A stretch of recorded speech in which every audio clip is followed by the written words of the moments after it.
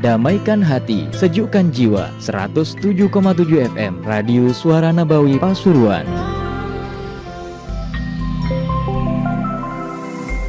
Assalamualaikum warahmatullahi wabarakatuh. Bismillahirrahmanirrahim. Alhamdulillahi rabbil alamin. Alladhi ahdarna wa iyyakum fi hadhihi al-jalsati an-nawirah. Allahumma salli ala Sayyidina Muhammadin qamaril wujud fi hadzal yawmi wa fi kulli yawmin wa fil yawmil maw'ud sirran wa jahra fid dunya wal ukhra wa ala alihi wa sahbihi wa sallim. Amma ba'du. Para hadirin sekalian yang dimuliakan Allah, setiap tahun di majelis ini kita bersama-sama berkumpul mencari perhatian Rasulullah, mencuri kecintaan Rasulullah, di mana kita selalu diajarkan di majelis-majelis seperti ini untuk senantiasa berusaha mendapatkan perhatian dari Rasulullah sallallahu alaihi wasallam. Diriwayatkan bahwa dahulu ada seorang bernama Ka'ab bin Zuhair. Ka'ab bin Zuhair ini seorang penyair yang ulung. Ayahnya seorang penyair, saudaranya seorang penyair, anak-anaknya adalah penyair, semuanya ahli syair. Tetapi sayangnya Ka'ab bin Zuhair menggunakan kemampuan syairnya untuk menghujat Nabi, untuk menghina Nabi, sehingga suatu saat hinaan-hinaan Ka'ab itu sampai ke telinga Nabi sallallahu alaihi wasallam. Maka Rasulullah sallallahu alaihi wasallam segera menyatakan, "Man laqiya Ka'ban falyaktulhu." Siapa yang bertemu dengan Ka'ab, bunuh Ka'ab itu. Nabi memberikan izin yang bersifat umum. Siapa saja yang berjumpa dengan Ka'ab, para sahabatnya mendapat izin untuk membunuh Ka'ab. Maka setelah Fathu Makkah, semua orang-orang kafir banyak yang lari karena takut dikira Nabi sallallahu alaihi wasallam mau balas dendam. Di antara yang lari itu termasuk Ka'ab dan saudaranya Bujair. Mereka melarikan diri sampai ke suatu tempat yang bernama Abraqal Azzaf. Maka kemudian Ka'ab ini bingung, karena kemana-mana selalu berjumpa dengan sahabat Nabi, dan dia tahu bahwa para sahabat Nabi mendapat izin untuk membunuhnya. Maka kemudian saudaranya yang bernama Bujair mendahului meminta kepada Ka'ab untuk menunggu dia menuju ke Madinah, berjumpa dengan Nabi. Dan ternyata apa yang terjadi? Bujair saudaranya Ka'ab begitu berjumpa dengan Nabi, melihat perangai Nabi, langsung masuk Islam, langsung menyatakan iman kepada Nabi sallallahu alaihi wasallam. Ka'ab mendengar itu, lalu Ka'ab menunggu. Lalu ada seorang yang menyarankan kepada Ka'ab agar segera datang kepada Rasulullah. Dijelaskan bahwa Nabi itu la yantaqimu li nafsihi, seorang yang tidak pernah marah karena dirinya sendiri, marahnya selalu karena Allah. Maka kalau ada yang bertanya, Nabi yang katanya marahnya karena Allah, kenapa mengeluarkan hukum, mengisdar hukum agar membunuh orang yang menghinanya? Ini bukan urusan pribadi, karena menghina Nabi itu berkaitan dengan risalah. menghina Nabi itu berkaitan dengan syariat, bukan karena Nabi marah untuk pribadinya. Maka kemudian Ka'ab pun mengikuti saran ini, datang menghadap kepada Nabi sallallahu alaihi wasallam. Ketika datang kepada Nabi, maka kemudian Rasul sallallahu alaihi wasallam yang ketika itu belum pernah melihat wajah Ka'ab, tidak tahu Ka'ab itu seperti apa. Ka'ab bin Zuhair bertanya, "Ya Rasulullah, jika seandainya Ka'ab datang ke hadapanmu dan meminta maaf, menyatakan taubat, apakah engkau akan terima?" Maka Rasulullah SAW menjawab, "Iya, saya akan terima dan saya akan maafkan asal dia benar-benar bertaubat." Maka kemudian Ka'ab bin Zuhair berkata, "Di hadapanmu saat ini adalah Ka'ab bin Zuhair ya Rasulullah, dan saya saat ini menyatakan iman, asyhadu an la ilaha illallah wa asyhadu annaka Rasulullah." Setelah keimanannya, kemudian Ka'ab meminta izin kepada Nabi untuk menyampaikan pujian melalui abyat syair. Abyat syair yang dibaca di hadapan Nabi ini menjadi sebuah qasidah yang luar biasa, yang disebut dengan qasidah Banat Su'ad, karena diawali dengan banat su'adu fa qalbil yawma matbulu mutayyamun ithraha lam yufdi makbulu, sampai terus pada bait innar rasula la sayfun yustadha'u bihi muhannadun min suyufillahi maslulu, sampai kira-kira 57 bait. Nabi sallallahu alaihi wasallam terlihat wajahnya sangat bahagia mendengar qasidah Ka'ab ini. Kemudian kegembiraan Nabi yang begitu luar biasa, sampai-sampai beliau melemparkan surbannya, melemparkan burdahnya untuk diberikan hadiah itu kepada Ka'ab. Diberikan hadiah burdah oleh Nabi sallallahu alaihi wasallam. Diterima, dicium burdah tersebut oleh Ka'ab, kemudian dibawa pulang dan semua sahabat mendengar, di antaranya Muawiyah bin Abi Sufyan. Sampai kemudian Muawiyah datang kepada Ka'ab meminta burdah tersebut mau dibeli berapapun harga yang diminta oleh Ka'ab. Tetapi Ka'ab kemudian menolak. Dia berkata, "La uthiranna bi thawbi Rasulillah sallallahu alaihi wasallam ahadan." Tidak mungkin saya akan berikan pakaian Nabi kepada seseorang.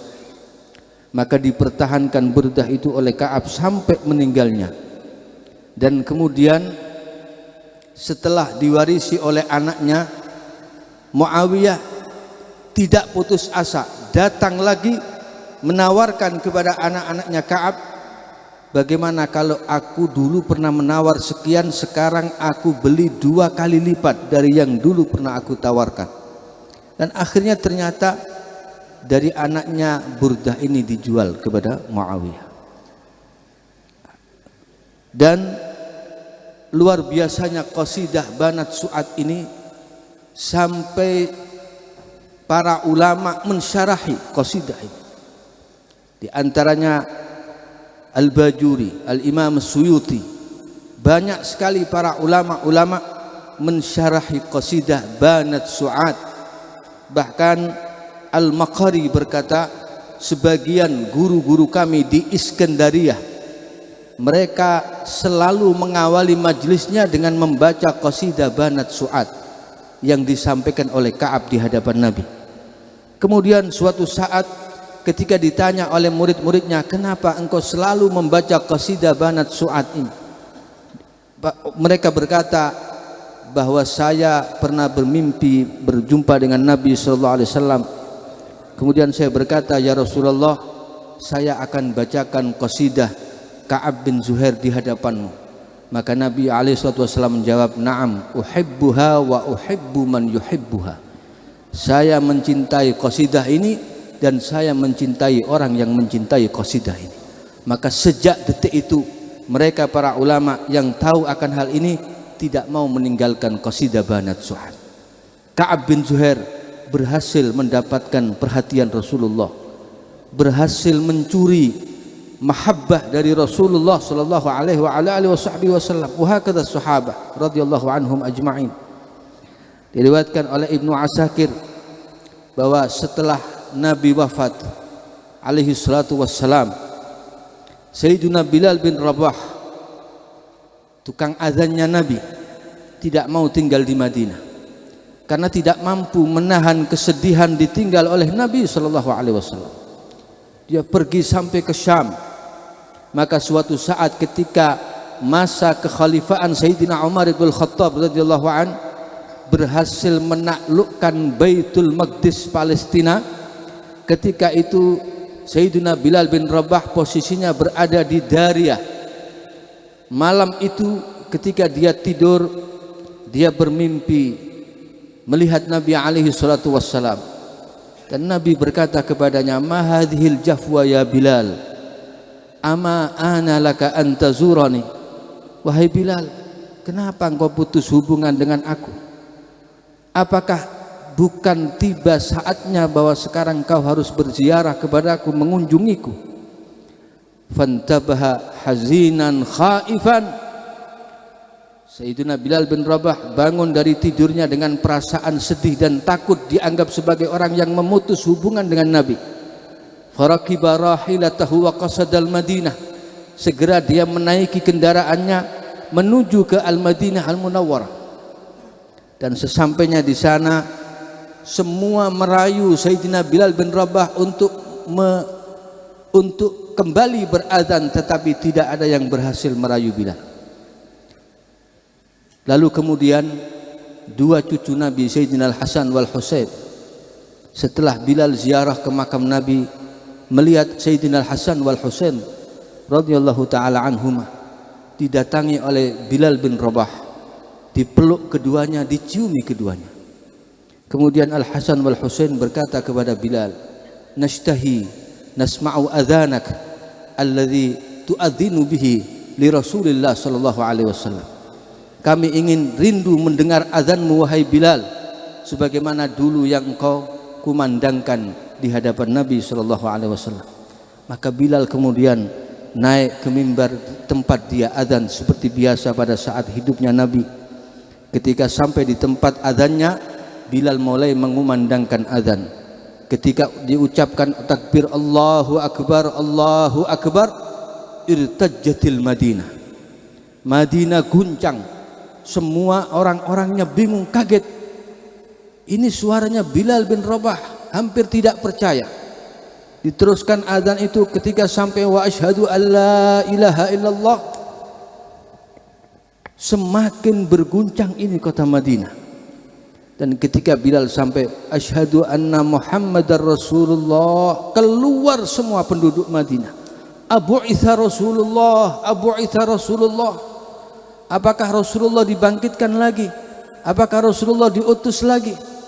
Semua keluar, sampai wanita-wanitanya pun keluar semuanya. Maka dinyatakan tidak ada hari di kota Madinah paling banyak orang menangis dan paling banyak air mata tertumpah melebihi pada hari itu, karena kerinduan mereka kepada Sayyidina Rasulullah sallallahu alaihi wasallam. Beginilah mereka para pecinta-pecinta Nabi. Diriwayatkan oleh Ja'far bin Abdullah ibn al-Hakam, suatu saat Khalid ibn al-Walid dalam sebuah peperangan kehilangan songkoknya yang biasa dipakai. Bingung Sayyidina Khalid ibn al-Walid. Semua orang disuruh mencari sampai ketemu. Dicari ke sana kemari tidak ditemukan. Cari lagi, kata Khalid ibn al-Walid. Dicari lagi sampai ketemu. Ternyata setelah ketemu, kopiah ini songkok yang sudah lama, yang sudah lapuk, bukan songkok yang baru. Para sahabat bingung, kenapa tidak pakai yang baru? Songkok yang lapuk begini engkau, kami disuruh mencari kemana-mana. Kata Khalid ibn al-Walid apa? Ya, tamara Rasulullah sallallahu alaihi wasallam wa halaqa ra'sah fatabadara an-nasu jawanib sya'rih fasabaqtuhu binasiyati. Kata Nabi, dulu kata Khalid bin Walid ketika Nabi SAW melaksanakan umrah, kemudian mencukur rambutnya, orang-orang mengelilingi beliau untuk berebut mendapatkan rambutnya Nabi. Maka saya segera menuju ke sana, mendahului mereka semua, fasabaqtuhum binasiyatih, hingga saya bisa berhasil mendapatkan rambutnya Nabi. Dan rambut ini saya taruh di dalam songkok ini, dan sepanjang songkok ini saya pakai selama ada rambut Nabi di sana. Falam ashhad qitalan illa waruziktu bihin nasr. Tidak pernah saya menjumpai memimpin sebuah peperangan kecuali saya pasti diberikan kemenangan oleh Allah berkat membawa rambut Nabi kemana-mana. Para jamaah sekalian, at-tabarruk, mengambil keberkahan dengan semua yang ada pada diri Nabi SAW ini sangat luas sekali dijelaskan oleh para ulama dalam kitab-kitab mereka. Al-Imam At-Tabarani meriwayatkan bahwa Safinah Maula Rasulillah, Safinah radhiyallahu anhu, pesuruhnya Rasulullah SAW, diriwayatkan bahwa suatu saat ketika Nabi SAW sedang hijamah, setelah hijamah Nabi memerintahkan Safinah untuk membuang darahnya. Buang darah saya, pendam di tempat sehingga tidak terkena binatang, tidak ada burung yang mengenainya, dan tidak terkena orang. Maka fataghayyabtu thumma syaribtuhu, kata Safinah, saya kemudian menjauh dari Nabi, saya minum darahnya Nabi. Kemudian kembali kepada Nabi SAW, ditanya sama Nabi, maka Safinah menjawab, ya Rasulullah, saya meminumnya, saya sembunyikan di dalam perut saya. Maka Nabi SAW tersenyum, fadhahikan Nabi SAW, artinya Nabi mengikrar bahwa ini jelas dari sini darahnya Nabi itu tidak najis, semua yang berada pada diri Nabi SAW suci dan tidak najis. Dan mereka yatabarrakun, ini adalah adillah ala tabarruk bima fil Nabi sallallahu alaihi wa alihi wasallam. Yahya ibn al-Harith menceritakan bahkan dari luar biasanya kecintaan para sahabat kepada Nabi, sampai-sampai mereka yang tidak kebagian berjabat tangan dengan Nabi mencari teman-temannya yang berjabat tangan dengan Nabi, diambil tangannya, dicium, diusap-usapkan ke wajahnya. Yahya ibn Harith mengatakan dia berjumpa dengan Wathila ibn al-Asqa. Kemudian ditanya sama Yahya ibn Harith, bay'ata biyadika hadhihi Rasulullah sallallahu alaihi wasallam, apakah engkau dulu membaiat Nabi dengan tanganmu ini wahai Wathilah ibn al-Asqa? Dijawab, na'am, iya. Kalau begitu berikan tanganmu kepadaku. Lalu diciumi tangannya oleh Yahya ibn al-Harith, dan ini diriwayatkan oleh beliau kepada para sahabat-sahabat yang lain. Begitu luar biasanya mereka mengambil keberkahan dari Nabi, menunjukkan betapa kecintaan mereka yang luar biasa kepada Nabi sallallahu alaihi wasallam. Maka sekarang giliran kita yang hadir di majelis ini. Kita mungkin sudah tidak dapat mengambil rambutnya Nabi, kita tidak dapat lagi menjabat tangannya Nabi, kita tidak dapat lagi melihat jasadnya Nabi atau menempel dengan jasadnya Nabi atau mengambil pakaiannya Nabi. Maka pintu tidak tertutup untuk mengambil perhatian dari Nabi sallallahu alaihi wasallam, yaitu dengan cara menjaga dengan baik pusaka peninggalan beliau. Apa peninggalan Nabi sallallahu alaihi wasallam? Peninggalan Nabi adalah ilmu. Peninggalan Nabi adalah Al-Qur'an. Itu peninggalan Nabi. Peninggalan Nabi adalah hadis. Lihat bagaimana kemuliaan orang yang mempelajari ilmu hadis, sampai didoakan oleh Nabi sallallahu alaihi wasallam, nadarallahu mura'an sami'a maqalati fawa'aha wa addaha kama sami'aha. Semoga Allah merahmati orang yang mempelajari hadis-hadisku, mendengarkan dengan baik, kemudian menyampaikannya kepada orang lain sebagaimana ia mendengarnya. Ahlul hadisi tawilatun a'maruhum wa wujuhuhum bidu'an nabiyyi munaddarah wa sami'tu min ba'dil masyayikh innahum arzaquhum aidan bihi mutakatsirah.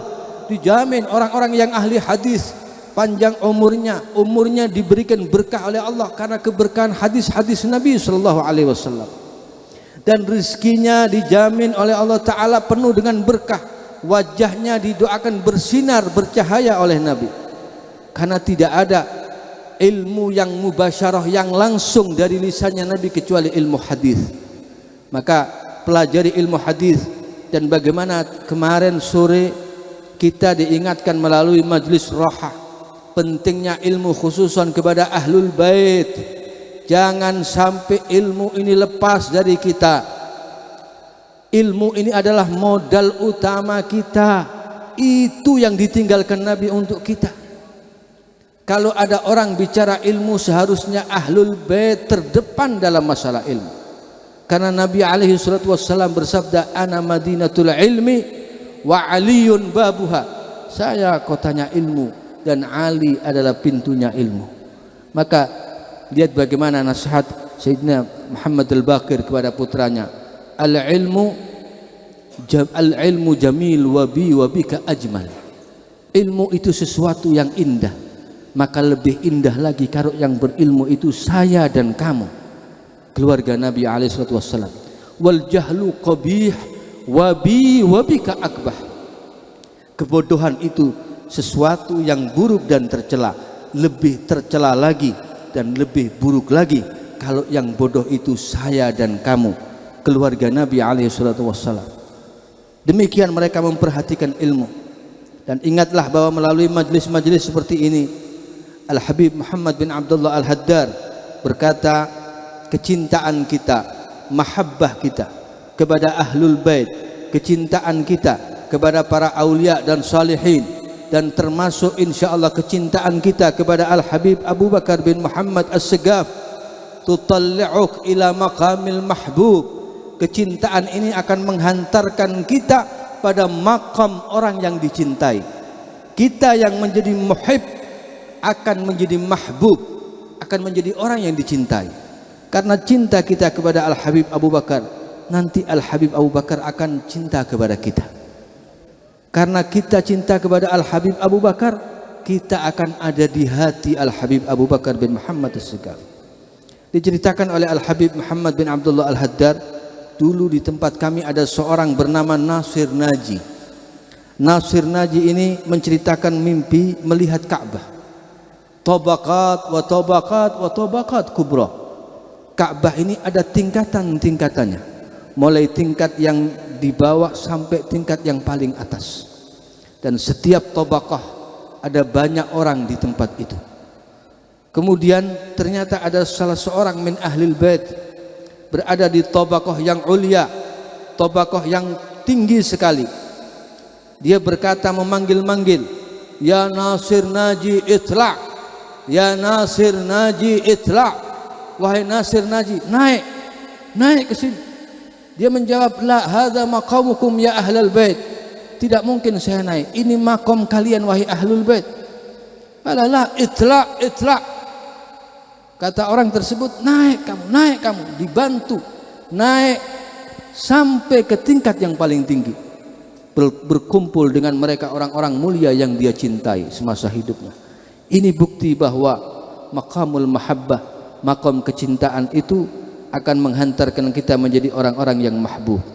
Karena itu kata Al-Habib Muhammad bin Abdullah Al-Haddar, kenapa bisa sampai seperti ini? Karena kata beliau, idza akramallahu insanan akrama ma'ahu ahbabahu wa auladah. Karena Allah jika memuliakan seseorang, Allah akan memuliakan juga pecinta-pecintanya. Allah Ta'ala muliakan Al-Habib Abu Bakar, maka pecinta-pecintanya akan dimuliakan juga oleh Allah Subhanahu wa Ta'ala.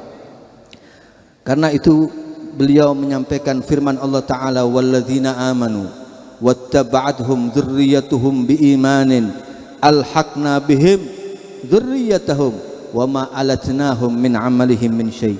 Mereka orang-orang yang beriman, kemudian anak keturunannya mengikuti ittiba dengan dasar keimanan, maka akan diikutkan oleh Allah Ta'ala bersama dengan orang-orang tuanya. Karena itu kita berkali-kali diingatkan para habaib, para sahadah, jangan keluar dari jalur ittiba, jangan sampai kita melenceng dari thariqah mereka orang-orang tua kita. Ketahuilah bahwa kemuliaan kita karena mereka.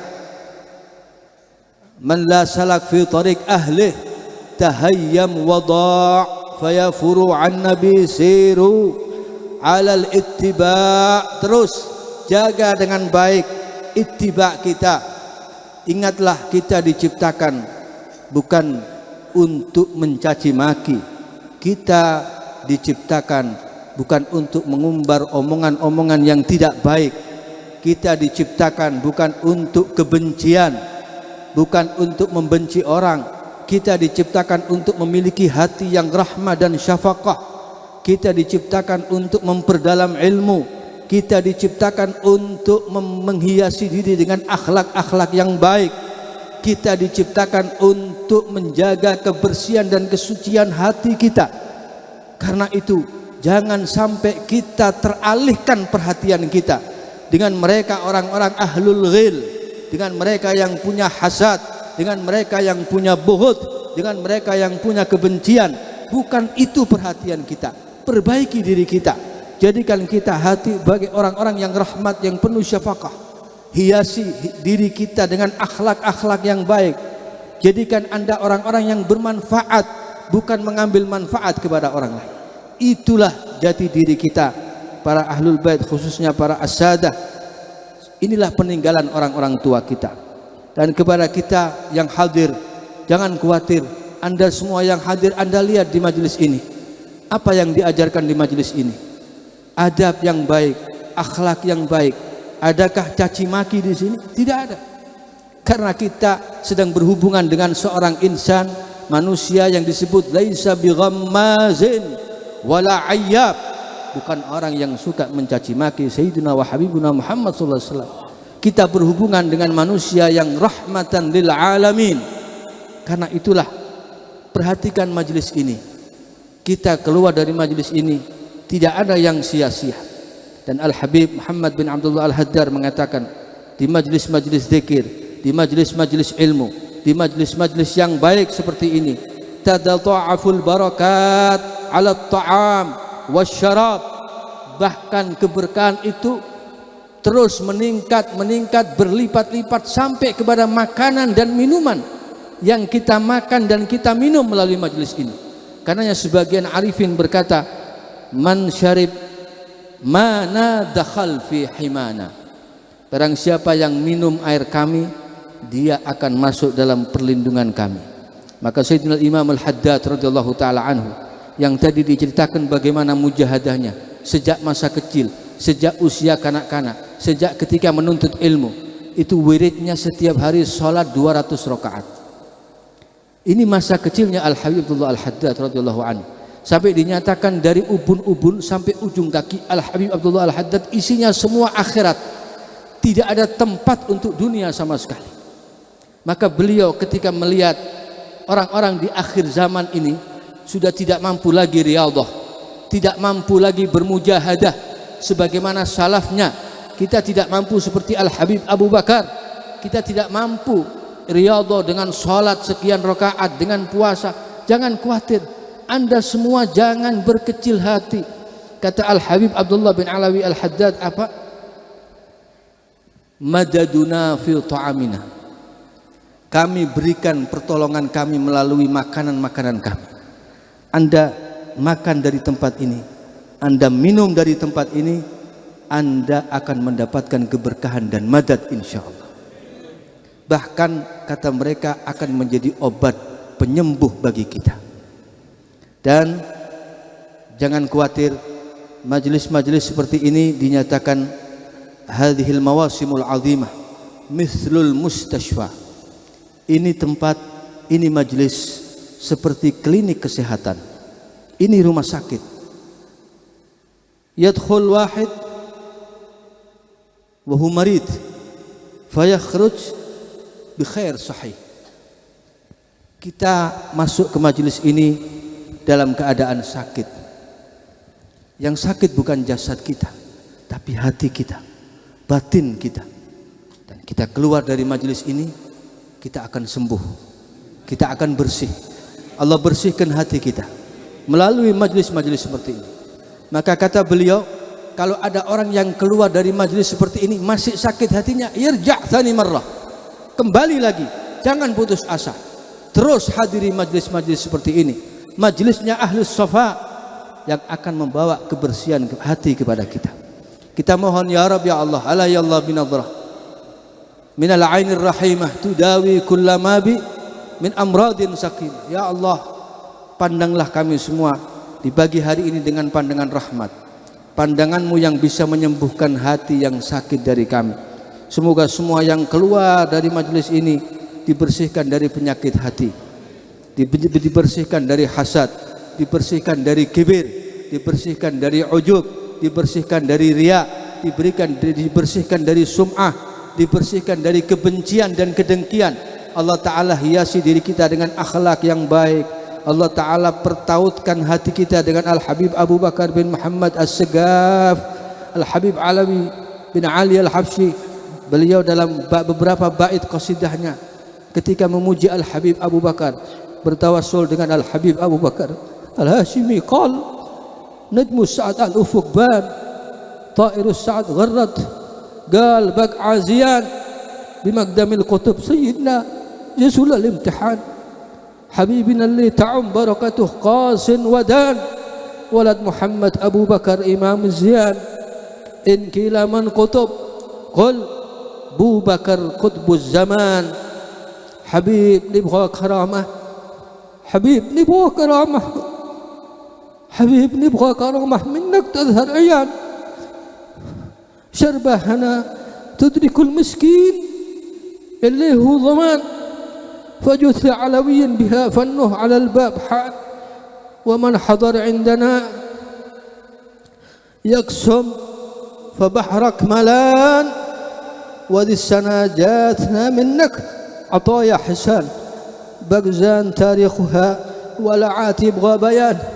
Ya Rabb, ya Allah, mudah-mudahan berkat Al-Habib Abu Bakar bin Muhammad As-Segaf, kita yang punya hajat, hajat duniawiyah, hajat ukhrawiyah, Allah kabulkan hajat kita. Yang punya urusan Allah mudahkan, yang punya kesulitan diangkat kesulitannya, dipanjangkan umur kita, diberikan tamamas sihah wal afiyah. Allahumma ya Rabb, saksikan di majlis ini kami mencintai Rasulullah, mencintai Al-Habib Abu Bakar bin Muhammad As-Segaf. Kumpulkan kami kelak di barisan mereka ya Rasulullah. Dan insyaAllah mudah-mudahan Allah Ta'ala takdirkan kita setiap tahun untuk menghadiri majlis ini, tahun demi tahun dalam keadaan yang lebih baik, fi khair wa lutuf wa afiyah. Rabbi fanfa'na bi barakatihim wahdina al-husna bi hurmatihim wa amitna fi tariqatihim wa amitna fi tariqatihim wa amitna fi tariqatihim wa mu'afatin minal fitani wa mu'afatin minal fitani wa mu'afatin minal fitani. Terakhir para hadirin, kemarin sore di majlis roha, mungkin ada yang tidak tahu, kita mendapat ijazah dari Al-Habib Abu Bakar bin Muhammad As-Segaf. Ijazah yang disampaikan secara umum agar kita amalkan, kita bawa pulang, yaitu melazimi membaca setiap selesai salat subuh, Rabbi syrah li sadri wa yassir li amri wahlul 'uqdatam min lisani yafqahu qawli 100 kali. Kalau tidak mampu, baca minimal 10 kali. Kemudian membaca selanjutnya disambung dengan membaca Rabbi inni lima anzalta ilayya min khairin faqir 100 kali. Jika tidak mampu, baca 10 kali. InsyaAllah mudah-mudahan ini menjadi tambahan keberkahan buat kita setelah keluar dari majlis ini. Amin ya rabbal alamin wal afu minkum. Assalamualaikum warahmatullahi wabarakatuh.